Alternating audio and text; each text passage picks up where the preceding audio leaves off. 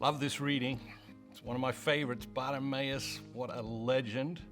It's interesting, Jesus, throughout the Gospels, he takes these people from the very fringes of the scene and from the fringes of society, and he makes them absolute rock stars. They are the rock stars of the Gospels, and Bartimaeus is one of them. Jesus is walking down the road, and the blind man, Bartimaeus, starts calling out to him. He says, "Jesus, Son of God, have mercy on me," And the people, they say, be quiet, be quiet. All the people are telling the blind man, be quiet, be quiet.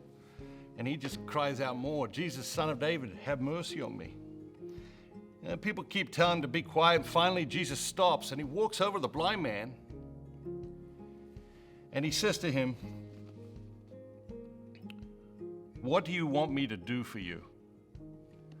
Love that. Love how direct it is. What do you want me to do for you? Bartimaeus says, "Lord, open my eyes so that I may see." So many great lessons here. So many great lessons here. So first thing is, when is the last time you begged God for something desperately? We're all more desperate than we think we are, and we're all desperate for something. But when is the last time you came to God and begged God to do something for you that you desperately need? Why don't we do it? Because we're proud, we're arrogant, we're not like Bartimaeus. It's like his humility. He was not confused about his desperation, And everyone's telling him to be quiet and shut up and leave Jesus alone, and he just ignores them. Why? He's not confused about his desperation, and he's not confused about the fact that Jesus can fix his problem. There's no doubt about that whatsoever. We talk about faith, we talk about trust, we talk about these things. Like this guy, he had it. He had absolute faith that if he could get to Jesus, Jesus could get the job done. So many great stories. Jesus says, let's have a look at it again. What do you want me to do for you?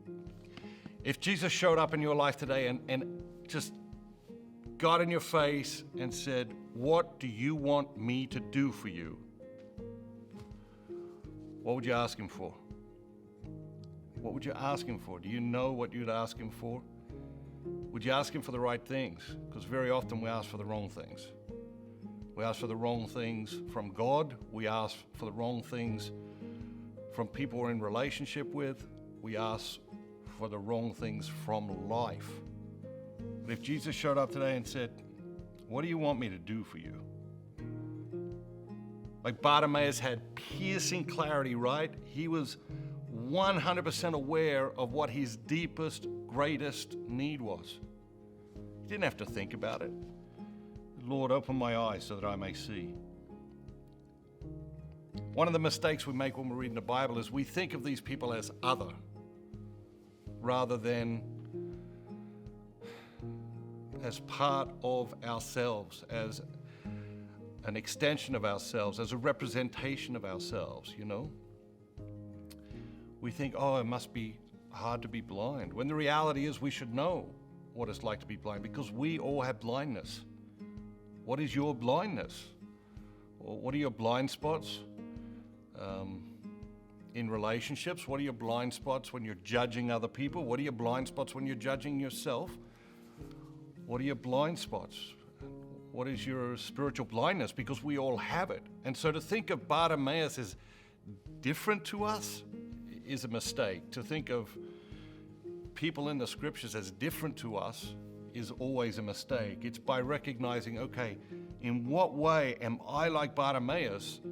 That's where we come to the rich banquet of the scriptures.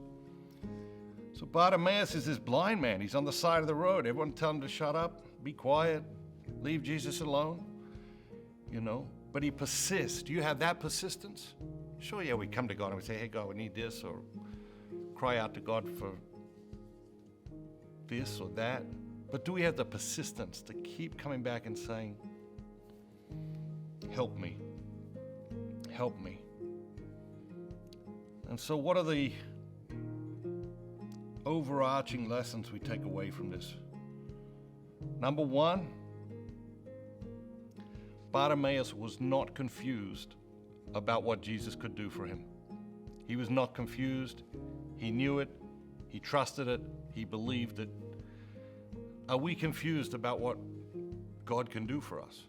I think sometimes we are.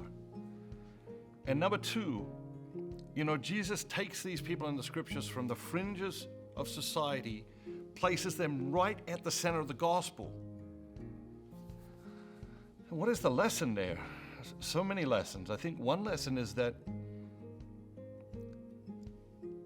how a community treats its most vulnerable members says everything about that community. And that is true if that community is a family, it's true if that community is a neighborhood, or a school community, or a church community, or a business community. How a community treats its most vulnerable members tells us almost everything about that community. And I think the other piece of this is that if Jesus is constantly taking these people from the fringes and placing them at the center of the gospel,